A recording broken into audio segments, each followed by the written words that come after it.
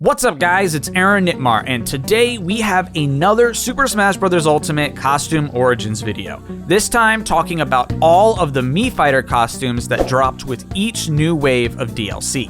These range from returning costumes from Smash for 3DS and Wii U to brand new costumes that have never been seen in Smash before, and they range from all sorts of different video games, genres, and ages. If you haven't already, please be sure to subscribe to the channel, and with that, let's jump in. First, we'll begin with the first wave of Mii Fighter skins that dropped alongside Joker's release. Most of these are based on the Persona series, however, a couple of them are based on properties that are only partially related. The first Mii Fighter cosmetic is a simple hat, which is based on Morgana from Persona 5. Morgana is one of the founding members of the Phantom Thieves of Heart and is a party member throughout the game. In Smash, he also appears alongside Joker in all of his taunts as well as his victory screens. He also appears in the background of the Memento stage and in one of Joker's victory screens as the Morgana Mobile, which is the appearance that he takes on in the metaverse in Persona 5. Next is a Mii Sword Fighter costume based on the protagonist from Persona 4,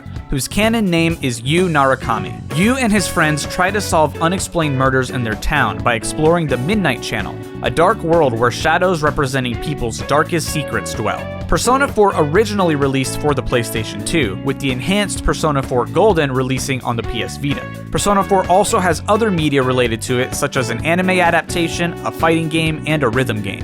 And another hat is purchasable during this wave of DLC, which is based on Teddie, who's a playable character in Persona 4. Teddie is considered a comic relief character, and he serves as the team's guide in the Midnight Channel. Moving down the line, the next Mii Fighter costume is for the Mii Sword Fighter and is based on the protagonist for Persona 3, Makoto Yuki. Makoto is a part of the Specialized Extracurricular Execution Squad, a group of Persona users at his high school whose goal is to eliminate shadows and learn about the mysterious Tartarus Tower that appears during the Dark Hour, which is an extra hour that only Persona users are conscious of during each day, because that's not a complicated plot at all. Persona 3 originally released for the PlayStation 2, and like other Persona games, had a director's cut release called Persona 3 FES. Persona 3 Portable was also made for the PlayStation Portable, and the game is also tied into the Persona 4 Arena series, as well as having its own rhythm games, anime, and manga adaptations.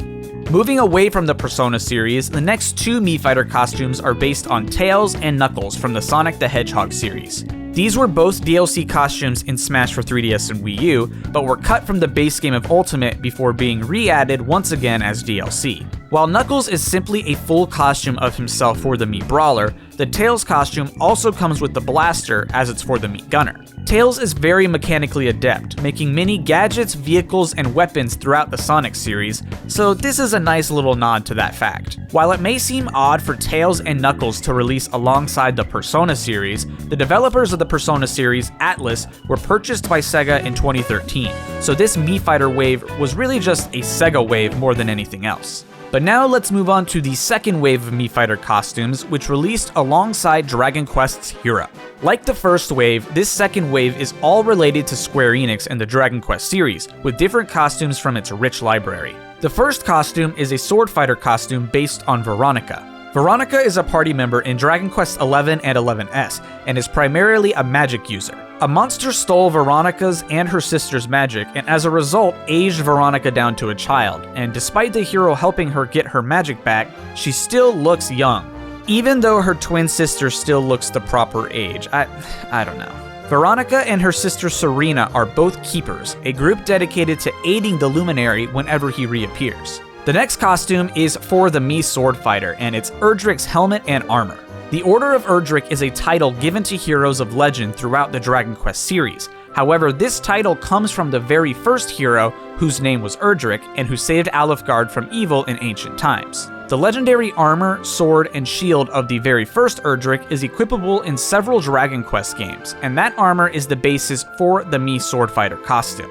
Following this is the Martial Artist wig and gi for the Mii Brawler. The Martial Artist, previously known as just Fighter, is a class in Dragon Quest. In Dragon Quest III, the series saw its first introduction of party customization, which allowed you to change the classes of your party members. Martial artists excel in areas like strength and agility, while they aren't really great in areas like magic. Later games in the series would simply give you predetermined party members based on the story, and sometimes they would fit the role of martial artist, However, in Dragon Quest III, it allowed you to simply pick your party member roles freely. The Mii Fighter costumes are based on the appearance of both the male and female artist from Dragon Quest III.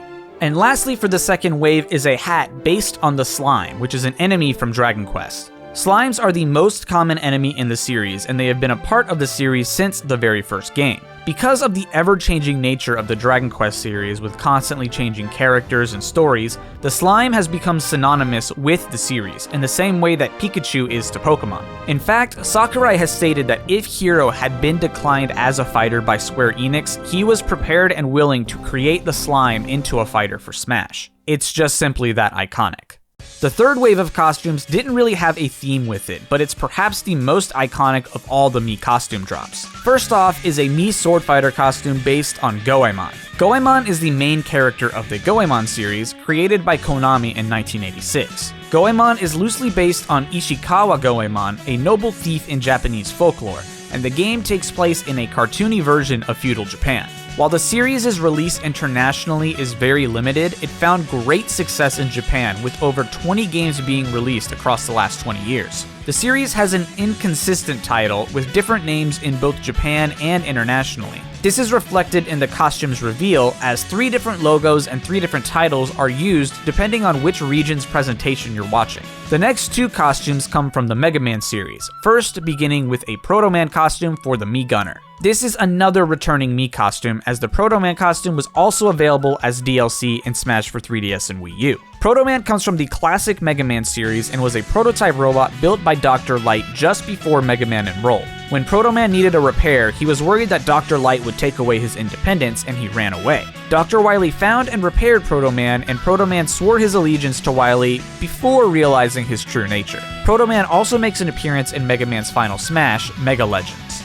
Also from the Mega Man franchise is Zero, though he comes from the Mega Man X series. Zero is a maverick hunter and acts as a mentor to X. Zero became such a popular character from this series that he earned his own series of games known as Mega Man Zero. This Mii Fighter costume is also a returning costume from Smash for 3DS and Wii U, where it was also downloadable content. But new to Ultimate is the Zero Assist Trophy, where he uses various moves from throughout the Mega Man franchise. Next up is the Team Rocket Grunt's costume, which comes in both male and female variations. Team Rocket is a recurring evil group that first debuted in Pokemon Red and Green, and have appeared in the remakes and sequel games many times. The Rocket Grunts received a redesign in the remakes Pokemon Fire Red and Leaf Green, and this design stays pretty consistent from that point on. But the Miis that were used in the reveal of these costumes are based on the Rocket Grunt designs from Pokemon Let's Go Pikachu and Let's Go Eevee.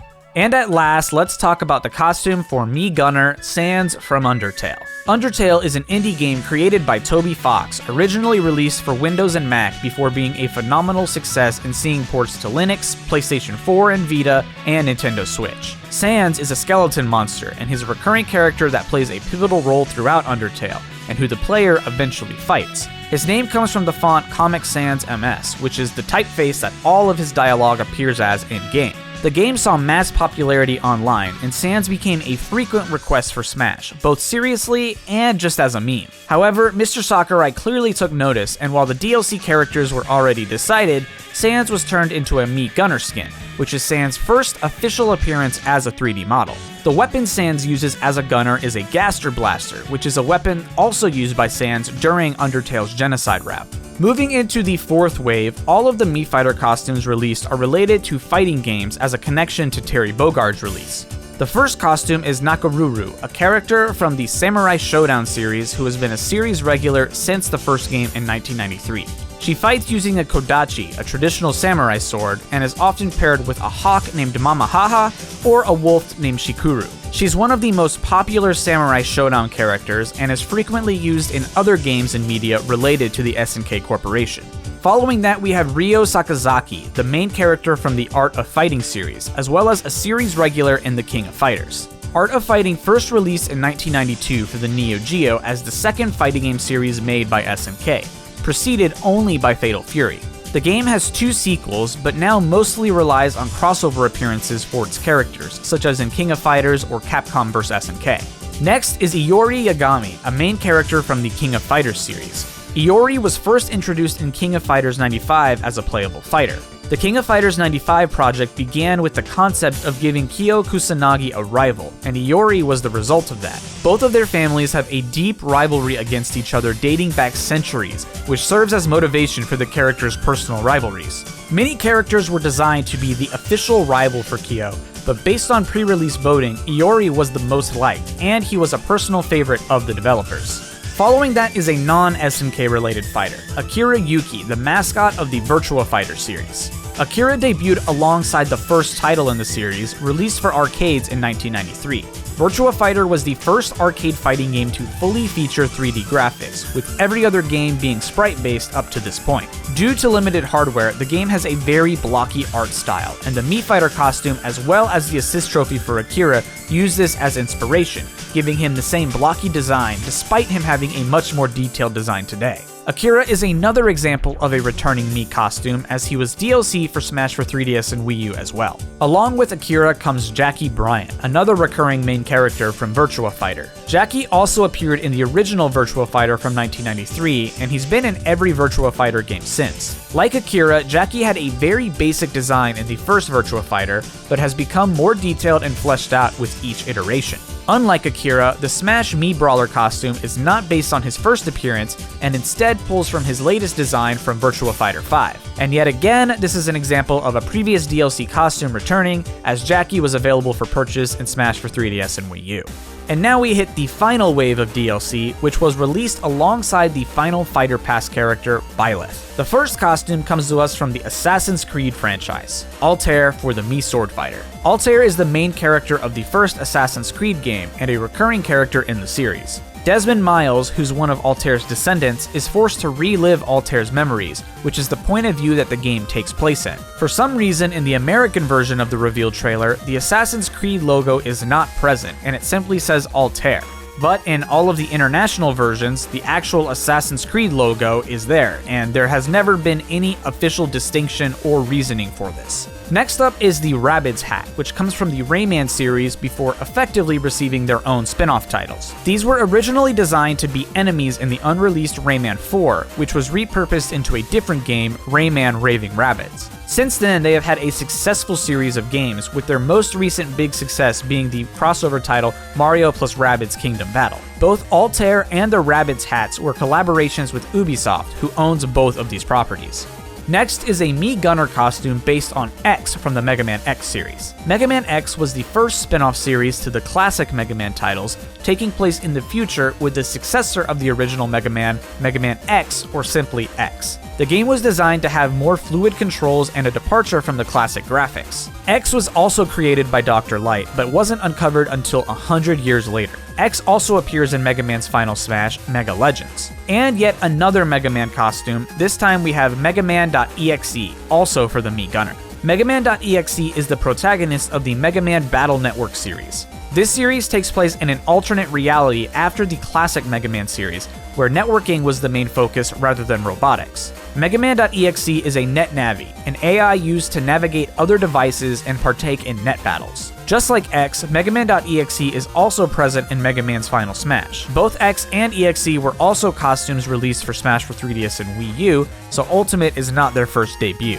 And the final costume for Wave 5 is Cuphead. Cuphead is the main character of the indie game Cuphead Don't Deal with the Devil. Cuphead is a 2D side-scrolling run-and-gun style game inspired by the rubber hose style of animation, such as classic Walt Disney animations. This aspect of the game was so important that the animation was done traditionally with pencil and paper before being brought in digitally. The game is primarily boss fight based, with the occasional full platforming level. These boss fights exist in many phases, requiring the player to learn each attack and phase in order to defeat the boss, as Cuphead has a very limited amount of health. Along with Sans, Cuphead is the only other Mii Fighter costume so far to come from an indie developed game. But the final costume comes to us from the second Fighter Pass as a pre-purchase bonus. Just like Rex, who has a bonus for purchasing the Fighter Pass, the Ancient Soldier Gear costume is the bonus for purchasing Fighter Pass Volume 2.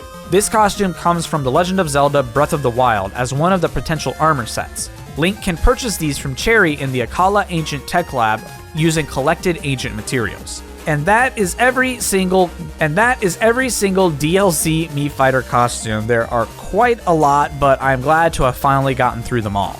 I fully expect each character in Fighter Pass Volume 2 to drop alongside other Mii Fighter costumes, so assuming that that is actually the case, there will of course be another video when all of that is done, covering all of the Fighter Pass Volume 2 Mii costumes.